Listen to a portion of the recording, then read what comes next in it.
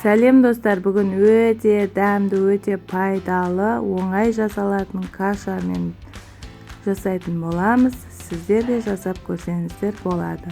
Алдымен күрішімізді жуып алып, қазанымызға салып, сумен біраз күрішіміз піскенше қайнатып аламыз.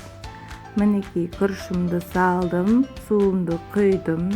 Енді осы су тартылғанша қайнататын боламыз. Мінекей мен 2 пиала күріш салдым. Сіздер де өз қалауыңызша салсаңыздар болады.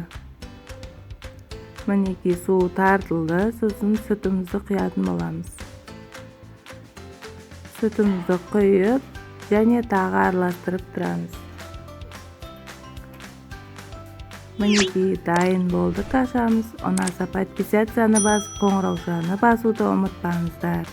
Ас болсын, каналыма тіркелуді ұмытпаңыздар.